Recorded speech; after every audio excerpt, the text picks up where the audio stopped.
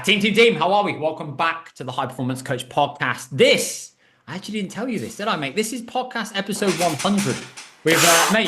You've landed on the 100 podcast episode mark. And when I said to you that it was going to be Brian that was going to be coming in, I said that brings me such an enormous amount of joy because, dude, you were somebody who has massively inspired me. And when I watched your growth and trajectory 4 or 5 years ago, and the things that you were doing, the business that you were creating, the economically even where you were going, and even just the level of connection relationship we built, it was just so inspiring for me. So for us to almost go full circle and to have this podcast episode, I think this is going to be amazing because there's going to be so much that we're going to be able to unpack.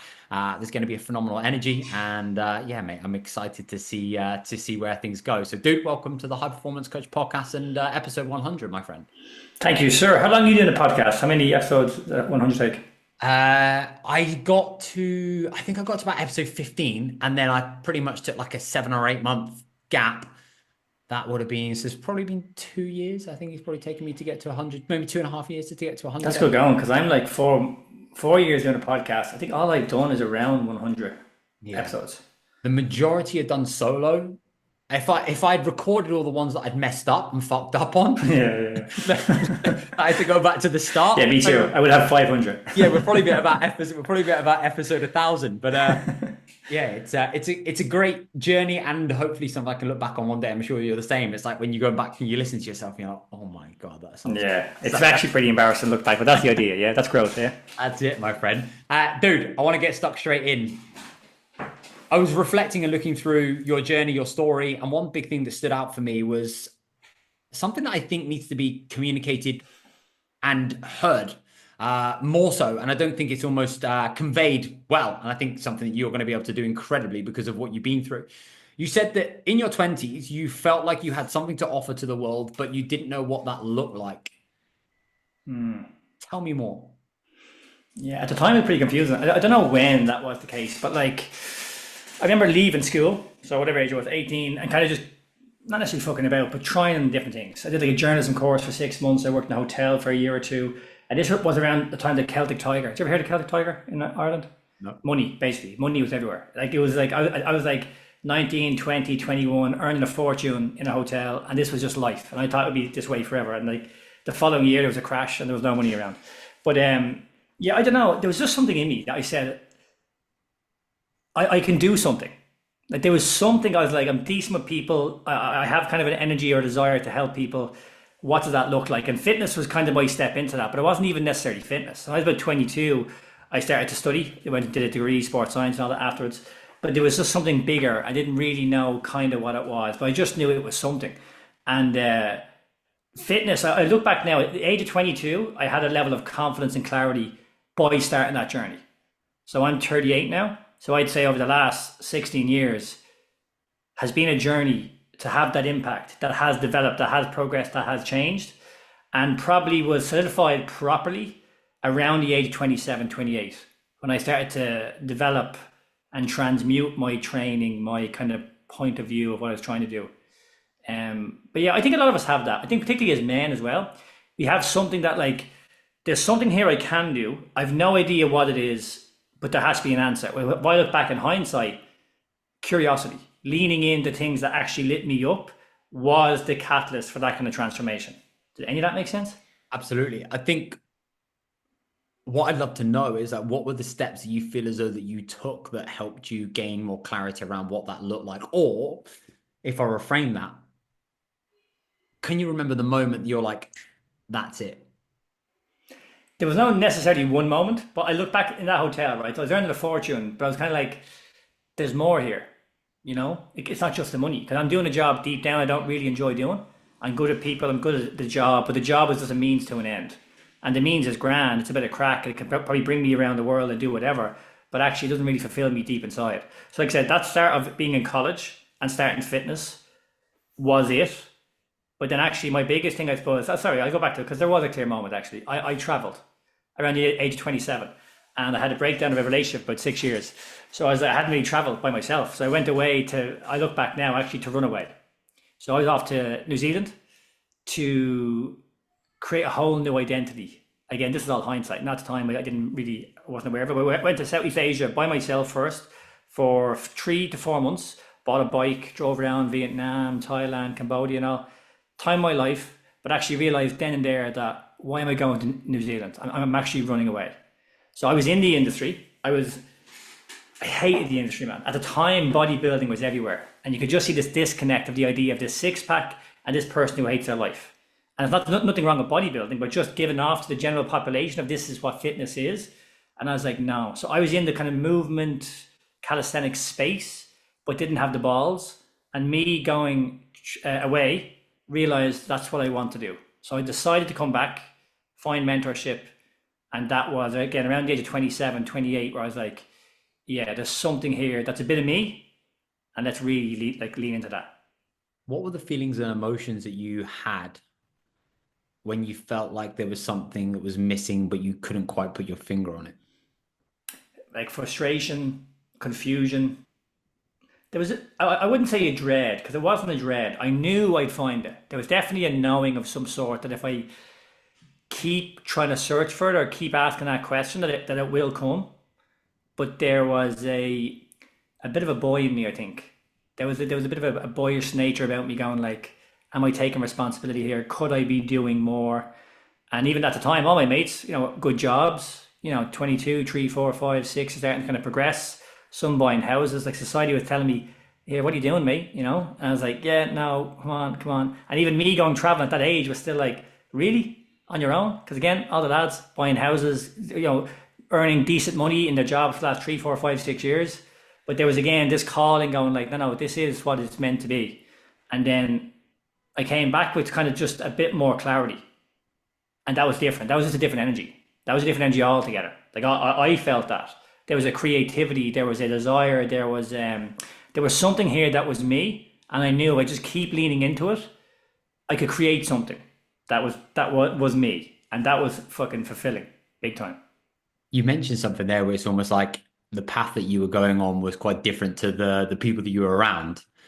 And everybody else was, the normal thing is, you get a job, you do this, you do that. And it's like, this is the route that you now typically take. And then I think there's always that thing where you almost don't feel as though that you're like the majority of other people and there's something different and you can't quite put your finger around what that is or why you think in that way, or you see the world in a slightly different way and you don't necessarily want to like follow that path. And it's then trying to figure out, well, what are the pieces of the puzzle and what does that now look like? And I was even actually sharing with some of the guys earlier, the Darren Brown piece where it's about compliance, where it's like they did the study where they put a load of people in a room and they had 3 actors that every single time the bell rang, they stood up or they sat down, they stood up, they sat down. And then when other people came into the room, they watch everybody else. And then when the bell rang, because everybody else is standing up and sitting down, they did exactly the same thing. And then they get rid of the actors. And then there's all these people that are sat in a room, just standing up and sitting back down again, but they don't know why they're currently doing it. So I think go back to what you just said in terms of that like appropriate curiosity, in terms of like this exploration of like they're wanting to be more, and then having almost like that breakdown to then force that activation energy to make a change, to shake up the snow globe, to go and give you that different experience and to go and give you that kind of shift in change. Do you know, as you're saying that there, because that was actually exactly what happened when I went away traveling. I met this like gorgeous 25-year-old Swiss chap, right? And he was selling gold.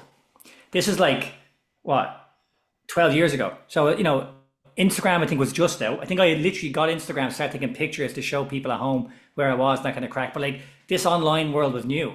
And this chap was gorgeous, selling gold in the middle of Vietnam. I'm like, what the fuck am I doing with my life? What am I afraid of? This chap here is doing whatever the fuck he wants to do and is living a life of fulfillment and doesn't give a bollocks. And there's me running away literally somewhere else to start quote unquote new. And even at that point, I was like getting out of fitness and all. I wasn't even trying to stay in fitness. I was like, I want to get away because of me, I think that's important. Anyone listen to this, particularly if you're young, and maybe if you're not even young, I just don't think a lot of us give ourselves the opportunity to listen to that kind of internal knowing. And that's been a big catalyst, as you've seen for me over the last kind of 6 months of my change, is that we'll succeed and society will tell us what we should be doing. But when you actually lean in and you start to do that, it can feel pretty empty oftentimes. And if you're not really listening, Jesus, man, 10, 15, 20 years can pass and you're like, what the fuck just happened? And that's where the likes of midlife crises or things occur. And I believe is a calling for all of us. And if we're willing to listen it can bring you down a path that you don't even know what it is. What did that experience give you that you weren't expecting? What experience? The travel and being able to go and remove yourself from that Well, do environment. you know what? Probably an honest conversation with myself. Like I wasn't expecting. I was going away to quote unquote find myself, to understand myself more, give myself that space, new experiences, new people. But I actually took the time. You know, I remember for the first week or two, I had a bit of crack, got pissed, met loads of people. I was like, that's not what this is about. So that was like out of my system 2 or 3 weeks in, and it was actually about giving myself that space and that opportunity. So I would write, I would sit. I just met so many cool people, and that was the idea. There was no real answer to find. It was just more of actually leaning into more of what was actually calling me. And then ultimately, when you sit with yourself, when you actually do that, the answer always reveals itself, which is what I found now over the last fucking 12 years. But previously, I never knew that. And when you came back, what happened? What shifted? What changed? You obviously said that you had a set of balls to now go and make the decision, but what was the? Well, I said to you, mentorship. That was a huge thing. So I purposely went back. There was someone in Ireland doing the kind of movement thing, as in doing it successfully. There was a studio, and I'd been to his studio. So I literally went to him and was like, here, can you mentor me? And he's like, yeah, no problem. And that was just to have that confidence to lean more into these things that lit me up. I didn't have full confidence of exactly what I was doing, but at least to have someone there to go, what do you think of this? And then I started to create content on Instagram and put it out there locally, started doing movement classes, all this kind of crack. Actually finding more of my people. That's ultimately kind of what it was, you know? And I don't know, I would have never thought of mentorship before then. It never once, actually, I would have thought about it, but would have seen it as a cost, which is what it is now, is obviously a huge investment. It's all about relationship. It's all about that community. It's all about that opportunity and conversation that potentially you can't get in your life right now. So you have to pay for it. And then that ends up opening doors for more conversations. And then often you have to pay for it. It sounds like what that gave you was almost an opportunity to realize and appreciate what's possible, and the idea that you had in an industry that was very bodybuilding like heavy and dominant was actually a space and a small part of the marketplace that you could now go and step into. You could now go and own. You could find the others, and you had found somebody else that had been able to do exactly what it was that you were now looking to do, which gave you again traction, and it gave you like this possibility of, well, actually this is now something that can be feasible and something that I can now go and fully own, which is, mate, exactly what you did. So through the mentorship, obviously being able to take the classes, mate, how do we get to Movement 101? What was the evolution of going from, because when I met you, obviously I knew Brian as Movement 101, the movement guy, and somebody who is now running a phenomenal coaching business. Obviously had, great team, was doing amazing things. And well, mate, I thought that you were the man. I was like, that's the guy. So I saw you almost at like the peak, I suppose. So mate, take and walk and talk me through the evolution that got you to that point. Yeah, well, that was 2 years previous. I was Move More at the time. That's what it's called, Move More, and it was a local thing. So I started to produce content on Instagram. I started doing these classes for quite cheap, 10, 15, 20 euro. And it was just to get the name out there. So I would just do everything locally, just to get my name out there, to go to different gyms, and just to start this movement of movement. And that worked really well. In a space for a year and a half, I started to, that initially happened. I would have fat loss clients, but I started to then get clients, athletes and people in pain, etc. So about a year, that kind of transitioned fully, where that was just my demographic, that was my clientele. And after about 2 years, I was fully booked up. It was in person, one-to-one and group classes as well. But I was so busy. I was up at clients at 6 a.m. until 10 p.m. in the evening. I had no responsibilities. I had no kids, no misses. I was just working nonstop. It was brilliant, But they got to a stage where like, I got all this cash, all this great reinforcement. This is working, great results, but no time. I was like, this is crazy, So I actually met Rob, my business partner, for Moving 101. In the gym. I was on the rings once, and he came over. We had a chat, and then it's basically kind of 6 months. We trained together, had chats, and the plan was to go online. That was the idea, that we would go online. So the gym that I was renting out of, I went to him, was like, I'm leaving. I'm just too full. I want to go online. Rob and me are going to kind of do this thing called Moving 101, and he offered me a studio. And the studio was just a great space. It's right beside Dublin Airport, an unbelievable location. And he just wanted me to do a few movement classes for his gym and a small bit of cash for the place. And I was like, we didn't plan this, but such a good opportunity, we have to take it. So we took that. And then what happened was we started this, what my mentor had done previously was this kind of community element of getting 30, 40, 50, 60, 100 members in this gym, in this space, doing all mobility and ring work. And it was good, but I could see the limitations straight away. I was like, no. They were going to be at a cap really quickly. I'm doing class in the morning and the evening time. This is not a way I actually want to live or the impact I want to have. So we had built this movement assessment for our members. And people were on to me on Instagram going, can you do one for me? And I was like, do you know what? This could actually be a service. So I just put it out there and I got great feedback. And I was like, right, this is the route we're going. So we're not going to go down the group coaching, the community element. We're actually going to start to directly train people, mainly athletes or people in pain. And then that kind of kicked off, essentially. That was the catalyst that kicked off. But this was all in person. This is before we did it. And we were booked up 6, 7, 8 weeks in advance. So the online element started to come then because we kind of had to start to get it. But I'm going to tell you here, Joseph, because this was a fucking brilliant thing. Anyone listen to this who doesn't have the balls to do what they want to do, and I'm currently in that phase right now of my current career. James McCarthy, right? GAA, you must know GAA. Do you know GAA? No, I don't think I do. Oh, for fuck's sake. It's Ireland's national sport, right? But yeah. Okay, yeah, I know what GAA is. Yeah, GAA, sorry. Yeah. GAA. I thought you were talking about, I don't know this specific person. I was like, no, sorry. Yeah, so Gaelic is what it's called. So basically, Dublin normally are the best team. They're kind of like the Man City of GAA, yeah? And then their best player, who essentially will be, maybe not now, Kevin De Bruyne, who's the best player for Man City? I don't know, someone, anyway. He came into me. And I knew he was coming in, right? So I could see the email, James McCarthy. I was like, geez, it's like your man off Dublin. So at the time, I was just doing one-to-one. There was no kind of long-term program here. He came in, and I was like, no way, what's the crack, man? I didn't know it was you. I knew it was him. And I was like, I tell you what, there's no point in you coming in here once. Come into me, sign up as a long-term client, and just pay me every second session. And I'm able to leverage and use you on social media. And he was like, yeah, no problem. So that blew me up on social media, and that ended up getting me an article in the Irish Times in January 2018, and that was the catalyst. We were blown all over Ireland, we were blown everywhere, and we were booked up then for literal months in advance and had all these opportunities. But that was, like, I knew there was something there, and the reason that article was written, he reached out to me because of the content I had been putting up about James McCarthy, and then he went on to win 4, 5, 6, 7, 8 titles, not because of me, but again, that was kind of the catalyst and the change of the training element. But that was everything. That from 2018 onwards, we kind of blew up, and yeah, it was class.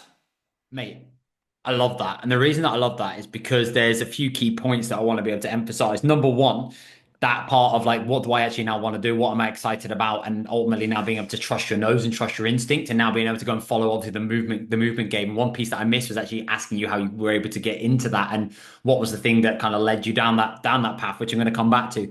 The second thing was you've absolutely dominated the local community and dominated the local marketplace and basically like found your people, and then you're able to spend more time gaining exposure by the classes and the sets and the reps. And then obviously there was that level of luck, I suppose, that you create your own, obviously through that connection who then gave you the studio. And then the third thing is you find a key person of influence, somebody who now admires, respects, values, and obviously sees you as the expert and the go-to because you do a very specific thing. You were able to solve a problem that he was currently bumping up against. You're able then to create a mutual collaboration and partnership where it was a win-win-win, which then gave him the results he was looking for. You, the obviously opportunity to transform and change him in a really, really positive way and help him progress, but also then the exposure that then opened the door. And that key person of influence basically helped you become even more of a key person of influence, which then gave you even more exposure and then positioned you as these are the guys that we now need to go and speak to, which then led to the next bottleneck and the next challenge, which is busy, full, inquiries coming through the door, and a business model that now is pretty limited and pretty restricted because, there was a capacity and there wasn't enough leverage. So, mate, when you got to that point and that stage and that phase, what were the shifts and the moves that you then had to make? Well, I burnt myself out, Joseph. That's exactly what I fucking did because I was so fucking busy. So I was delighted. And I remember at the time, like, because Conor McGregor was only kind of getting big in the UFC. And I don't know if he followed me, but loads of people he knew followed me. And there was kind of conversations back and forth. People always mentioned him on my Instagram. And I was like, I'd love to get Conor McGregor in. I'd love to get him in. It would just blow up everything. And thank fuck I didn't. Because if I did, I don't know what would have happened. Like, because I was at capacity and I was burnt out. So for a good 18 months, it was brilliant. I literally worked 6-7 days a week. Again, no real responsibilities, like no kids. I had the time, I had the desire to keep growing and keep leaning into all the opportunities we were getting. But eventually, I literally burnt myself out. My body, my nervous system just completely shut down. I was massively overwhelmed. I couldn't handle the capacity of people and all the opportunity. I saying yes to everything. And Jesus, 3 4 months, I had to take a step back from literal work. Rob had to come in and kind of steady the ship a little bit. And I was questioning whether I can actually continue. You know, I was like, do I want this? Because I actually think I don't want it now. And then even number two, like, who the fuck am I? Because I'm so massively overwhelmed by what I've done over the last, whatever, 3.5 4 years. I don't know who I am anymore, kind of what I want. And that's where we got in touch with Phil Graham then. And Phil Graham was the catalyst for this much more systematic approach around the actual business, and obviously looking at it as an entrepreneur as opposed to just being in the business constantly. And that was the change and the evolution then to go to more a systematic approach. And then obviously you leverage your news online and workshops and different elements like that. And then when COVID hit, we were in a great spot because we had a lot of the systems in place. We were obviously online already. And there was just more reason and rhyme for people to have access to us then. So we went essentially online when COVID hit. And we were ready because the likes of Zoom and all these online things became a lot easier. And we had so much experience from what we had done the previous 3 4 5 years that we were kind of leveraging and using that. But Phil's mentorship and that time in particular, that kind of changed my life massively over the last, whatever, 7 8 years, however long it was I got with Phil initially.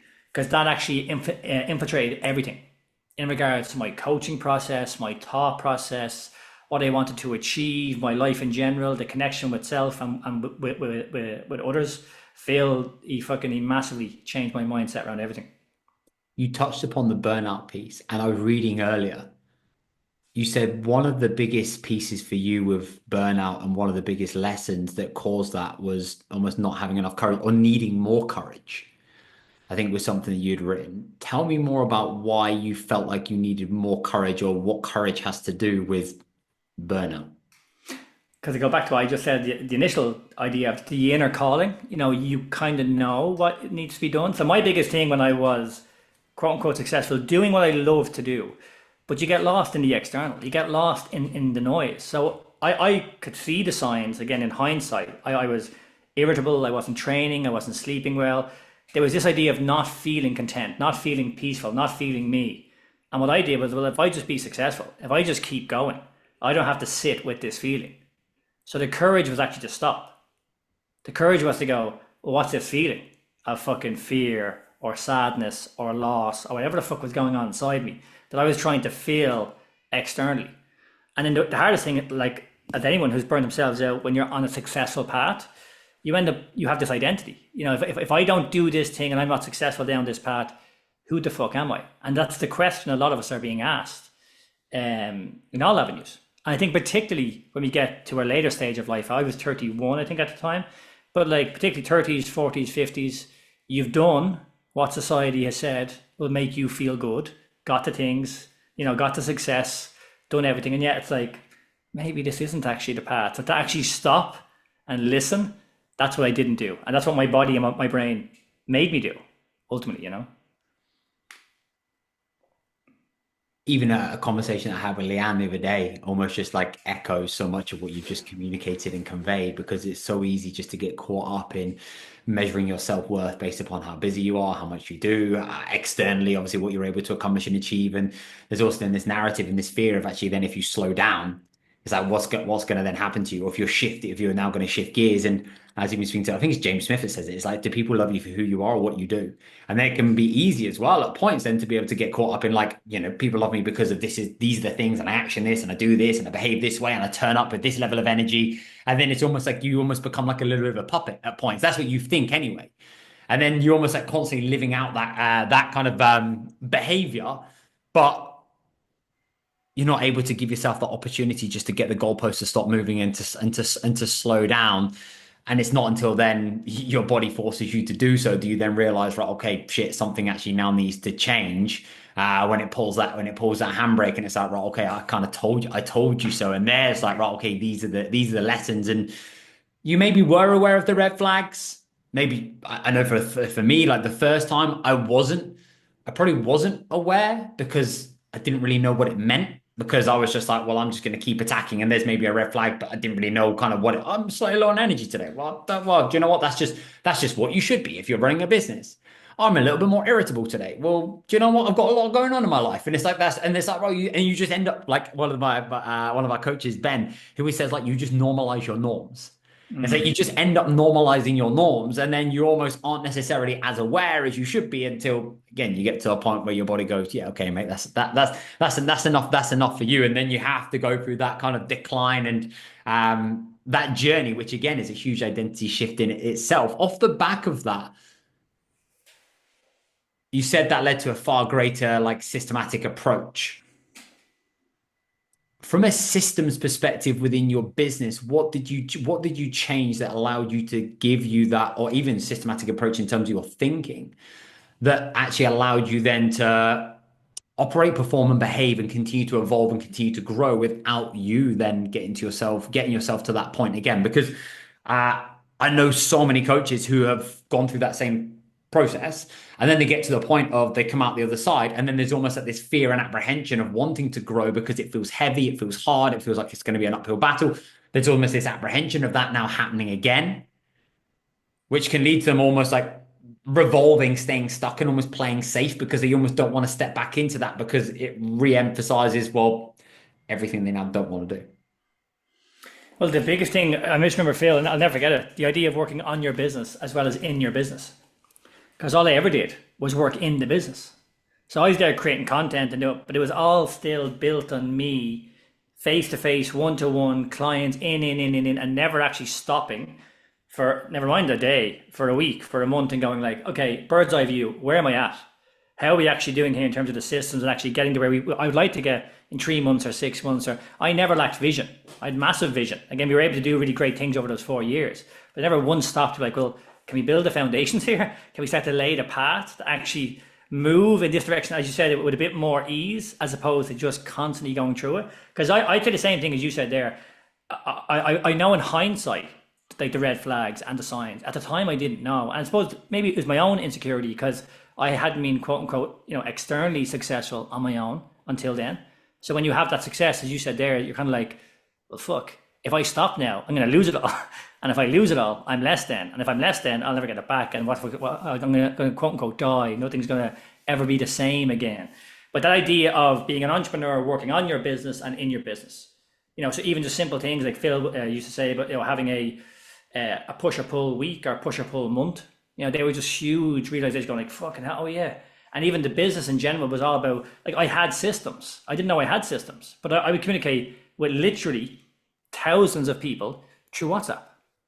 Like, I would give them their videos, the stuff at any time they wanted it, Joe. They just message me. I'm like, yeah, how are you? 7 days a week. That was my system, but I never actually sat down and do like, is this a good system? Is there a better way of doing this? I just did it. And like anything, like it's working. So why would I change it? Until again, I kind of have to change it. So like being systematic and going, okay, what's going to allow me do this with more ease? What's going to give me the energy and the desire to do it? And then stepping back and going, okay, like right now we're okay. Can we take a step back and build for 6 months or 1 year's time, knowing that we don't need to get all the clients or all the money in today, and knowing that that's the right way. But you sit there more of a thinking, this idea of being an entrepreneur and not just being a coach, and going like, oh, I can actually be an entrepreneur and think about this in a very logical manner and still get the results and still have the impact, actually get better results, have better impact, and have that freedom, that lifestyle that I really want to have.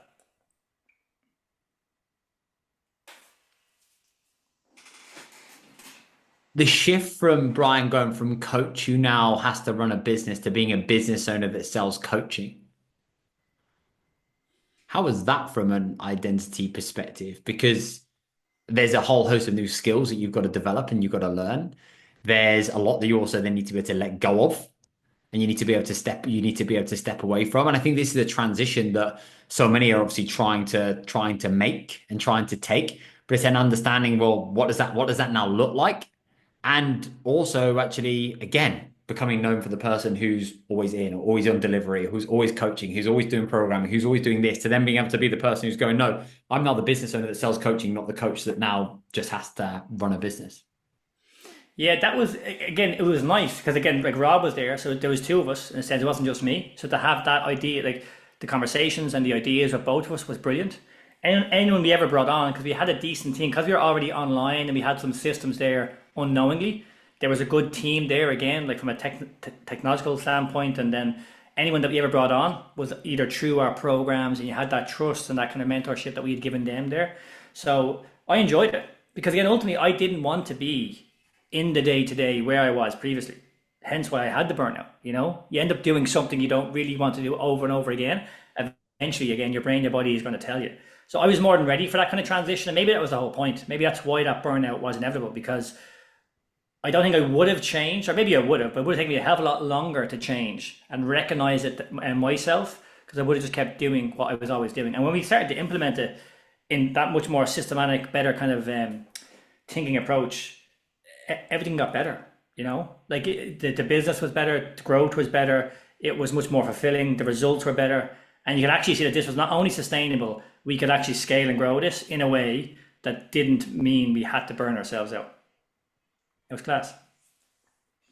When you reflect back now, what do you think was the biggest reason for the success of Movement 101? At the time, it was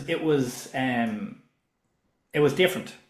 So at the time, right, mobility was a niche. Mobility is not really a niche now. Everyone's doing mobility. But at the time, it was genuinely a niche. And it wasn't even necessarily that we were like, oh, this is our niche, we're going to pick our niche. It was just what we were really passionate about. Like I came from injury, so that's why I changed my training approach to performance. Same with Rob. We literally had like very similar stories, and we came together and we had this vision. That we were really, but also we actually made really cool decisions. Like when we initially started with 10 members, myself and Rob put $5,000 into the branding and the messaging with a team. Like that was pretty much all my fucking savings at the time, that I had. But like we were thinking, if we can get this message right, we were trying to get the 80% of the people who don't train. We didn't do that, but we got better at the 20% who do train. They really got our message. But we worked with a team and they really helped us refine it. We got the logo, the branding, we got everything underneath it, our values, our traits, and we hit the ground running. So I don't believe that article was even going to be possible, or any of the events that we did, without that true understanding of who we were and what we were selling. And we weren't selling movement. Like we were selling education, responsibility, empowerment, community. Like we were selling things that had a lot deeper than just the mobility aspect. So, and like anything, look, like COVID was very good to us because we were ready. Like I said, people weren't really doing this mobility, but we could see it in a year, 2, 3, 4. Everyone was going to be talking about this because you could just see the issues around bodybuilding, the injury, the pain and stuff that people were in from this kind of style of training. And now everyone's doing mobility. So I hope, at least, if anyone knows who we were or what we've done, I believe we were a catalyst of that kind of change, And it's nice because I believe that's a lot more fulfilling for people, the clientele themselves. They're actually learning, they're looking after themselves, and there's a level of longevity to their training, to their life that will stand them for a lifetime. And you then got to the point where I remember where movement for you wasn't really as fulfilling or as aligned in terms of like your passion and purpose and the impact that you really wanted to have. And there was almost like, I remember this like hunger and desire to want to be able to go and create more. And there was then this segue into TELUS, which then became almost like a different program altogether. And what I love when I like look back and reflect on your journey, when I speak to so many other people, it's just like I think Pat Divilly said this on the podcast. It's like you're either evolving or you're revolving. And it's just realizing that you're just going to go through different evolutions and you can't just hold on to. You've got to be okay with letting go, and you've got to be okay with then stepping into the next and the new, and just not living within. Obviously, this is the construct. This is what I've been able to do. So this is where I need to stay. You've almost got to be able to have that confidence and courage and trust to be able to step into that new way. Otherwise, you end up going stale. You end up playing not to lose. I think you operate from a space in a place where you don't feel as fulfilled or as passionate or as excited, because go back to you said at the start, it's like we need that passion, we need that challenge, we need that curiosity, we need the purpose. And if you start to lose that, that's when you start to break things or you start to get distracted. And I think you then start to lose you lose part of you. So the transition into TELUS, what was the driving factor behind that? And what was the real purpose for Brian that you felt as though was almost lacking in the Movement 101 space that allows you to have that, obviously stepping into that new domain? There was a couple of things. Number one, from a scaling element, injury and pain is difficult. Because if you're injured and you're in pain, in space of 6 weeks or 12 weeks or 18 weeks, you're quote unquote fixed. So to actually go like, we want to build a community here that's actually long term. We actually want to have an impact here longer than that. It was more difficult. We used to have these one-off programs. We'd have 4, 5, 6 of them that we sold like, I don't know how many, but about 20,000 all over the world. And they were really, really good. But then after about a year or 2 or 3, you're kind of like, oh, that program's kind of shitty. It's still selling, it's still marketable, but actually is that the impact we want to have? Do we just go back there and just keep rehashing these programs that people are buying, but how many people are genuinely actually implementing these programs? I would say fucking the majority aren't doing it. So again, is this the impact I really want to have long term? And then when it comes to pain, anyone who's involved in pain at all knows it's so far removed from the physical, it's not even funny. A lot of it is to do with your emotions, your past history, your beliefs, your education. So all the work I did in Telos was essentially what I was doing in Movement 101. But on the front end, all people ever saw was the mobility drills, because who's going to talk about their emotions, or how is that going to be a selling point on social media or whatever, So Telos was essentially built where, as opposed to training, thinking and living this way because you're in pain, this is actually a way of living. This is a way of training. This is a way of being that we wanted to promote. So a lot of people would come in because physically they were in a bad way. Maybe their 30s, 40s and 50s, they didn't have that confidence. Maybe they were injured, but they would physically transform. But the reason they're actually sticking around here is the community. It's the conversation. It's the elements of these systems that we implement to make them better parents, to allow them to lead better in their life, to have that connection with themselves or their partners, whatever it may be. But again, all the things we used to do to allow people deal with their emotions or understand themselves better from a pain and injury perspective, we just did with Telos. So Telos is your kind of North Star. What are you aiming for here?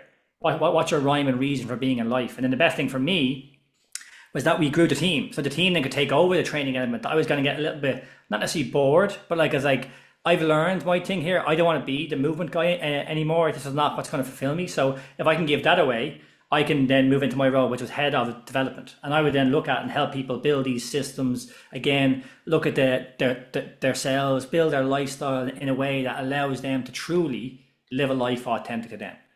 And I look back now, though, to be fair, right? We only changed the name of Telos less than a year ago.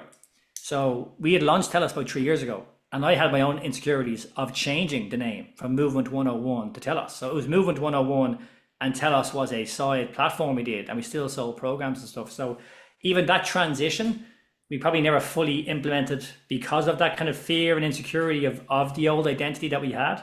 But the impact we had was phenomenal. The lives that we changed and they do continue to change in Telos right now, is nothing short of unbelievable. And the only reason I've been able to step into what I'm doing now is because of what I did for that 3 years in Telos.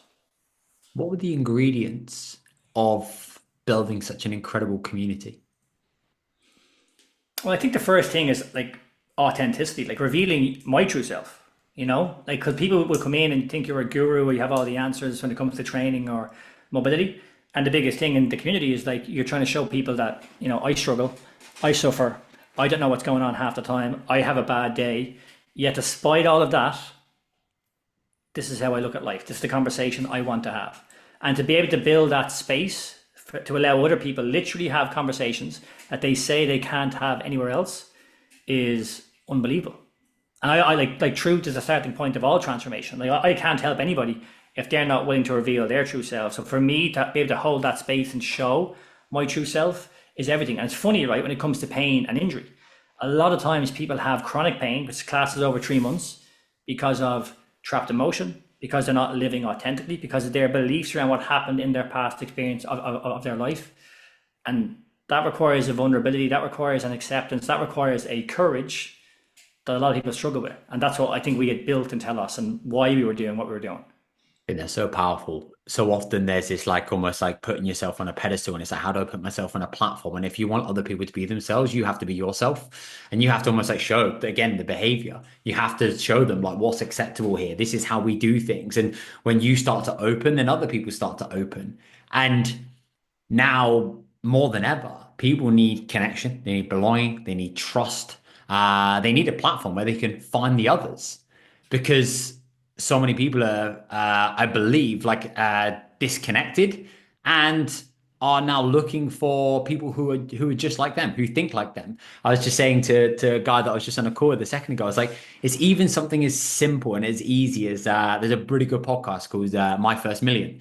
And he was at dinner with somebody else and he was just saying, like, so what type of podcast listeners do you get? And he was like, I'll tell you the type of podcast listeners that we have. And he said, the podcast listeners that we have are the types of people that go into a restaurant and everybody else is sat having dinner and they're thinking about what they're going to order on the menu. And he's like, and our listeners are there counting the amount of chairs and the amount of tables and the amount of covers and the average cost of how much is going to have dinner there and how much money that restaurant makes on a weekend or makes on a day or makes on a week. And I was like, fuck, that's what I like. I was like the weird guy that always does that. And I'm like, that's me, that's that. And I just said to the coach I was just speaking to a second ago, I said, like, that's a level of like articulation and depth of understanding of just knowing your people so well because you know yourself.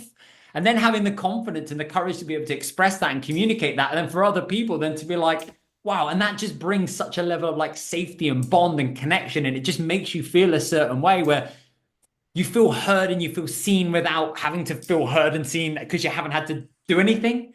And I think like that's such a beautiful thing within that. And it's like being able to cultivate that and create that only happens if you have that level of self-awareness and that level of openness and that level of courage to be able to start with the truth and say, hey, this is me. Because when you do that, that's when you build a business that you love, that you're proud of, you're excited about. That's when you start to bring the types of people into your world that you're like, these are my people. And these are the people that now want to be able to tell other people because they've now found their people. And then that's when you build something that's fucking incredible, and that's really the game that we're now trying to play. But yeah, when you said that, I was like, yeah, so that's so aligned and that's so powerful. On my mind, how did you find this evolution whilst then becoming a dad? Obviously now having all the other kind of roles and responsibilities that one does, because there's such a huge aspect and huge element, obviously, of the business side, but you've also got like Brian, like the man, and then the athlete, the husband, the partner, and then also the dad. How was that in terms of management and the learning process, I suppose? Yeah, that was a big thing, particularly like the transition of kind of more this kind of systematic approach to business and look at yourself as an entrepreneur, because all of a sudden when you do have responsibilities like that, just chasing the money and the external, it doesn't have the same ring to it if you don't have that time. So like, that free time and spend time. So for example, like now I drop Sailor to school every morning and I pick her up every afternoon. Like that's what I want to do. I literally want to be here with her every single day. So like that's such a different worldview altogether. And then even the likes of like stress and my emotions, I want to make sure that I'm living much more presently in alignment with who I am and kind of what I want. Because I'd go back to when Sailor was born. There was a bit of a disconnect with that presence and being fully there for her. Because again, you have this new responsibility that you're kind of scared of going like, Jesus, can I actually do this? But like I said, you've got a business, you've got an awful lot of going and growth and scaling to do here. And then this question comes up going like, do I actually want to do this?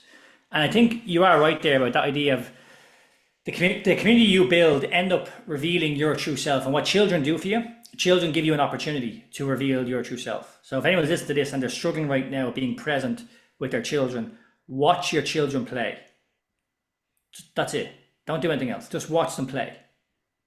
And you'll just see an innocence, you'll see a presence, you'll see a joy and an ease and a creativity. Like you'll just see possibility. It's like, fucking hell. And that will give you the answer of what you want from life. Like 100%. So it changed everything. And that was a big reason why I even made the decision I made in terms of me over the last 6 months, because maybe I don't want actually this huge thing that I had created and where it was going, because I would question a year, 2, 3, 4, despite being very externally successful, if I'm going to be happy, because maybe the people around me weren't seeing me as much. Maybe I didn't have that impact and that connection with them that I really want to have. And I say to day one now is that when Sailor gets married to a fucking gorgeous man who's sound, he better be a fucking good lad, in 20, 30 years time, is that I'll be doing the speech at her wedding and we'll just have a connection through the every little day things, the playfulness, the things that we do that fill me up like so much. And that's what I would define as success. So success massively changed for me in the sense of defining it once I had kids. So let's address, because you mentioned a couple of times, the decisions that you've made to take a step away from what was a very highly successful business that most people would look at economically, would look at in terms of exposure, would look at team infrastructure and everything and be like, that is literally the dream. And you dropped me a message. I can't remember whether I dropped you a message, you dropped me a message, and you're like, Joseph, things have changed. Or you're like, mate, I've got so much to catch up and tell you. You're free for a call. And then we had a natter, and then I was like, whoa, yeah, there's been a lot of change. So yeah, mate, talk me through the last 6 months. Yeah, well, even before that, I'd say, because I don't know when we officially changed from Movement 101 to Telos. I just don't remember exactly right now, but I'd say about a year ago, we kind of made the transition of changing our name from Movement 101 and fully going all in on Telos, and it worked really well. So that transition worked. Again, the messaging, it was received really well. We got great feedback, and the plan of where we were going was essentially on track. But as I leaned more into it, I could see that I was being pulled away from the coaching elements and the things that really allowed me, well, that gave me great fulfillment, I suppose. And I could see what was going to be required of me from a much more managing of team. Again, me being the visionary, the leader, rather than actually being involved in aspects that I really wanted to. And then I questioned where it's like, again, if I'm being taken away from my family, doing things that potentially I don't necessarily want to do, and despite being successful, this could be something that I could turn around in a year, 2, 3 time going like, you've built something you do not want to have. So that was in my mind, basically. So I had a conversation with my business partner, Rob, again, like, this is what I'm thinking. And he was like, well, what are you thinking? I was like, well, I don't know, like, maybe I should just go and do my own thing or something. And he's like, well, if that's how you feel, that's fair enough. I was like, oh, cool. So he was so open to the idea of going like, no, if this is what you really want to do, like, it's there. And like I said, Telos is extremely successful. It can still run. It doesn't necessarily need me there. So what I decided was that I would actually just step aside and let the lads go and continue on their path. And I'll just move into the path I kind of really want to, because I don't need this thing that I was kind of looking for. It's unnecessary from where I'm at in life, what I have achieved, and ultimately kind of what I want to achieve and the impact that I want to have. And like I said there, even when I had the discussion, because it came to me, and I was like, well, I have the discussion, I will. Again, listening to my internal knowing, it was very quick, you know, despite, again, people going, what, how is that? It's just happened. Like, there was no issue. It wasn't, but maybe internally there was something there I hadn't given myself that time. But I think maybe the transition of Telos, and I could see this message was received well. I was like, okay, yeah, I can go and do my own thing here if you really kind of trust yourself. So yeah, that was about officially only about 2 months ago, but say, yeah, about 6 months ago, was a kind of officially made in the back end, and it's been a great decision. It's been class. What was the safety in yourself that allowed you to have the confidence? Like, what did you see or know in yourself that gave you the confidence to be able to kind of cut that cord? Danielle, my missus, who's in the back here. So I remember, because I have 2 kids, I have a gaff, a mortgage, I still have a lifestyle that is I have to pay for and look after, and people to look after. So I turned to her and was like, look, this is what I'm thinking. And if I go down this path, it's going to look like this. I can continue down this path and it looks like this, but I don't really know if I want this path. And she turned to me and she goes, oh yeah, I trust you. Like, you've done this for us for the last 8 years. I'll support you in whatever you want to do. And that's the only reason I've been able to do whatever I've done over the last 8, 9, 10 years is because of her. Like, you know, it genuinely, to have that level of trust in her to support me doing what I want to do, I was like, yeah, I could definitely fucking do this. And then even there was an element of like, sure, what's going to happen? You know, again, like, to lean back into my experience, into my expertise, into everything that I had built alongside some other brilliant people as well. But to have that trust in what I did over the last 8, 9, 10 years, that I can do it again. And particularly if I can get back in and lead into a vision that really fulfills me, that really lights me up, that really gives me energy. I think there's a possibility, a creativity and a curiosity that maybe has been missing for the last 6 months, 1 year, you know? So many reasons, but yeah, for me, it was kind of a no-brainer. It was like listening in. I don't know if you believe this, but this idea of kind of synchronicity, you know, like things happen, the signs, and oftentimes we can see them and ignore them. Oftentimes you don't see them because we're too flustered or in our own heads. But when you truly see something and you sit with it and you go, Jesus, I mean, you see 1, 2, 3, 4 things, I believe that's how you know there's a calling here, there's a sole purpose here. And you'll see synchronicities when you know it's a call you need to make. And so we've all done it, the hero's journey. You essentially move into the unknown. You move into the abyss, and you have that trust in yourself, and you go, look, whatever's going to happen, I'm going to be okay. And how do I know? Because I've always been okay. I don't need to fucking look at the external or the bullshit or get validation from anybody else, because I sat right on the 1st of December last year in my house for the first time in 10 years with 0 clients. Like 0 clients for 10 years. I'd no staff, I'd no WhatsApp, I'd no emails, I'd no nothing. And I pretty much took December kind of off to kind of get things ready and right and stuff. But remember, for the whole month, just having this gratitude and beaming and love and my family and my life and what I created. And at 38 years of age, yeah, I'm 38, I have that drive, that energy, and it's not going to slow down. You know, I'm moving into my 40s with that kind of same feeling and that kind of vigor. So it's just possibility. And if I'm going to, if I deny myself that, I don't know if I'd ever kind of truly feel fulfilled. So it was evident that I was going to have to step into that. Right, so powerful. You've mentioned the word vision a few times. So what is the vision that you now have, that you now see, that you now feel that's really pulling you forwards? Well, you actually mentioned it, that kind of idea that people are disconnected. They're disconnected from self. I believe they're disconnected from others. And I think a lot of people listening to this either have gone through similar paths that or have gone through in terms of my burnout and this kind of disconnect, etc. Or maybe are going through it right now, or certainly know people kind of doing that. I just think modern life and society pushes ideals onto us, ideals that I would have strived for, looking for validation, looking for a better connection with myself, potentially deep down not feeling good enough. And the more I lean into this type of work that I've done on myself over the last 10 years, but particularly with clients, you realize that there's an opportunity here to have an impact that's so necessary in the world. And all it really is, I think, is revealing our true selves. That's what it is.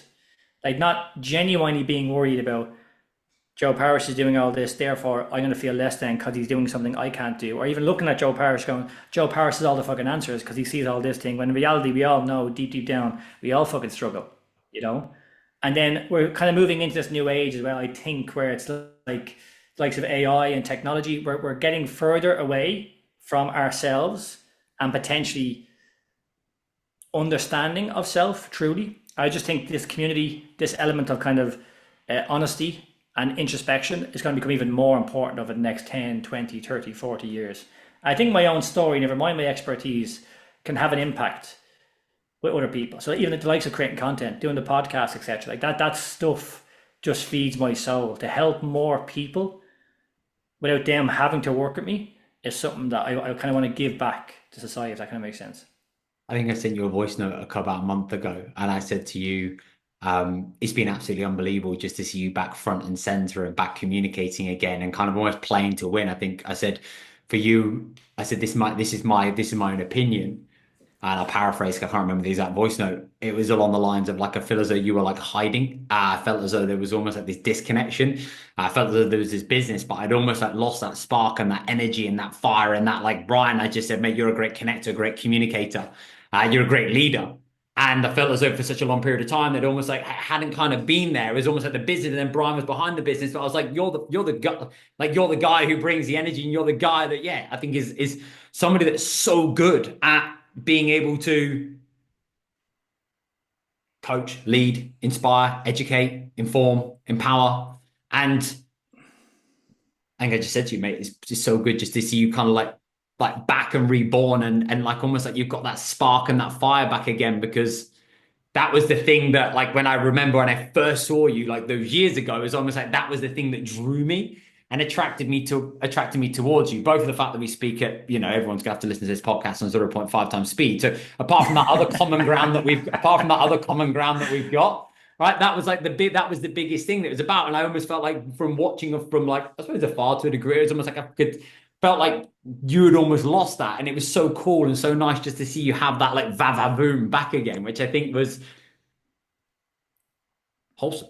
Mate. No, but I think you're dead right. I said to you on the voice as well that 100%. I think this is really important because there's many people who'll be going through a similar, you know, process potentially of maybe a year, 2, 3, feeling a little bit disconnected or unsure of where they're going. But it is a process, you know. I think it was necessary for me over the last year or two to kind of gone through what I went through in order to kind of reveal my true self now, or at least lean in to what I'm leaning into. I think the joys of life is that it's never over until it's over, you know. So it's never too late to change. It's never too late to adapt. It's never too late to give yourself that space and allow life catch up with you. And maybe that's kind of what I didn't do previously, you know, because especially in this, as any entrepreneur knows, there's constant, there's more, there's pressure, there's things to be done. And again, to kind of go up one hill and come back down again can be difficult. But most of that is just a fucking narrative and story and identity that isn't actually true. You know, most of the bullshit we believe about ourselves or about life in general, it's just a perception. It's not actually fucking true, you know? I think that's the importance of, you know, asking the right questions, listening to yourself, as opposed to constantly externalizing what you're after. You said that you started December with 0 clients, which basically is, well, yeah, it's like almost like I've lost everything and now I'm going back to the beginning again. So now with the skills and the experience and everything that you had done, you're now sat with your family in December, you're going into 2025, completely fresh slate. Where do you start? What do you do? And what are the actions that you take that then allow you to get yourself now to a position where you've built a new brand, new clients on board, and you've now regained this momentum? What did that now look like? Well, actually, you were a great help at this as well. Really, what I gave myself space was the first thing. There was no rush, you know, so I didn't try just to straight in and get everything right or get people signed up, whatever. The messaging was really important to me. So even you gave me some great feedback in regards to kind of where I was at and what was going on. You really helped me. And I actually leveraged and used December and January to refine the messaging. So that was in the form of literal, you know, social media content, just a podcast, whatever. I was writing, literally. I'm writing a book as well. So that was the first thing, was to give myself that space. And then actually, because I was so clear of who I wanted to work with, was saying no to people who weren't the right fit. So again, there was no need to be getting people signed up who weren't the right fit. And then because I'm clear of kind of what I wanted, I wasn't in this idea of like, you know, we got to do this and kind of start building or lean down avenues that weren't really me. And then there was also kind of the building blocks of like the podcast. So I didn't launch this officially until about 8 weeks ago, as in terms like Kinesis and even the podcast and all. So just taking my time to ease into it. And then once people were kind of reaching out onto me, was like, well, asking them as well, what was the content like? What makes you kind of sign up? Just getting the information I kind of needed to get to really refine this messaging. And what I'm now, like, say, since December, April, 5 months in, I'm definitely clearer, but I'm still refining that messaging. You know, I'm still in that phase of getting super clear of kind of what it is. But it's great. All the clients I'm working with are perfect fits. Like, they're absolutely brilliant. The content I'm creating, I'm really enjoying. The work that I'm doing, I realize now how little I was doing previous from a coaching perspective, and that fucking feeds my soul. So like all these elements are like everything is here and there's nowhere necessarily I have to be in order to be fulfilled. I'm being fulfilled right now. And the question becomes, where am I going? What do I want?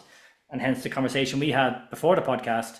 There's no real rush with that. It's just making sure I'm making the decisions that I want to make and believing in the process that is ever fucking growing. What does building a business you love and that you're proud of look like to you moving forwards? Well, I think, as I said there, I think I have one. I like genuinely, it's to be there for Sailor and all, you know, and Gigi and Danielle. It's to have an impact, definitely, in the world now that fulfills me and I know has some depth to it. And then it's to give back to great people who've given to me as well. You know, I'm not doing this for any kind of external. I'm not doing this as a fucking guru who has all the answers. This is a way of thinking and living that has served me massively. I believe can help an awful lot of people. And I'm excited by the unknown that is to come tomorrow, next year, 10 years time. If you go back to that 20-year-old who was kind of knew he was capable of more, but didn't know what that would look like, what would you say to him? Oh, Jesus, man. I'd fucking say, you've no fucking idea what you're going to experience like. If you had told me, right, when I launched Movement 101 and I'd done what I had done, or even where I am now, I tick the box, like, yeah, you've succeeded, like life is over, you've done it. But you realize as you grow older, as you mature, as you experience life, there's always tomorrow. And there's genuinely nowhere to be. Like, there's nowhere else you're trying to get to. So, I don't know. I just like to turn to him and be like, don't worry about it, man. It's all going to be all right. But I was such a little prick. I'd be like, look, man, fuck off, would you? I wouldn't mind finding what the answer is here right now. And this is the joys of getting older. You know, that advice you give your younger self more than likely means fuck all. Because you are where you are, you did what you did. And I think we would always do what we always did because we did. Mate, so good. Final question for me before we close up today. What was the last thing that you changed your mind on? The last thing I changed my mind on? Well, even before this conversation, you've kind of helped me there because I was kind of leading down maybe a different path, and now you've just given me the confidence to lean into the decision I kind of wanted to make, which was to increase my prices, which is essentially what I'm going to do right now. And I suppose I have no problem changing my mind about anything because the idea is I'm making the best guess on any decision that I'm making right now. But if I get new information, if I get an insight that I didn't have previously, brilliant. I can take a more clarified step forward. And what's taught me over the last, 38 years of my life is that I've no fucking idea what I'm doing. So anyone that can give me a bit of advice that can help me take a more clarified step, I'll happily change my mind, man. I think even off the back of that conversation we had just before the podcast, even like context, as soon as like we communicate, it's almost like it's like it does that initial like insecurity or that initial fear that then arises. And you're like, actually, do you know what? Fear's just showing me and telling me exactly where I need to go and what I need to do. I need to have the courage, I need to have the confidence, I need to have the trust and the backing in myself to then be able to go and take the next step and realize that I will figure it out because that's who I am, that's what I've done, and that's all that I will continue to do. And I think when you have that, it does just give you that trust in yourself just to take the next step. That's all you need to do. It's the first step, and then it's the next one, then it's the next one, it's the next one. It doesn't have to be this gigantic leap. And then that's the momentum that then just starts to create this shift. And that's the thing that gives you the competence and the confidence then to be able to have the conviction to continue to carry through. And I think the thing that I love, mate, and that I admire so much about you is just having that confidence to be able to like cut the cord, let go, and just go and trust yourself enough to be able to go and start something completely new. You know, especially when you've got responsibility, family, and obviously an identity as well. You know, like there's Brian, basically successful business owner, has built all these things. To now be to go, nah, this isn't aligned with me, and this is the conversation that I need to have, and these are the steps I need to take, and I have to be okay with starting again at zero. I think you often see that in terms of like, you know, people on social media, like if you had to start again, what would you do? Yep. And as well, I think from this, it's not even that it was it wasn't a failure, it's still succeeding. The fact that it was even a choice that you decided to go, actually, do you know what? I'm just going to start from zero. I'm just going to go back and start from zero. I think, mate, the admiration that I have for you, seeing the level of intentionality, courage, and now make the difference in terms of energy that you're showing up with. And for me, it's like that's the Brian that I now like love and make gives me so much as well, which is phenomenal. So, dude, I massively appreciate you. And yeah, like I said from the very, very beginning of this episode, you've been a massive admiration, like leader, inspiration for me, and obviously you've had a huge impact on my journey, my evolution. So I have a great amount of appreciation for your friendship and mate, your guidance. Where can people go to find out more about the Kinesis King now?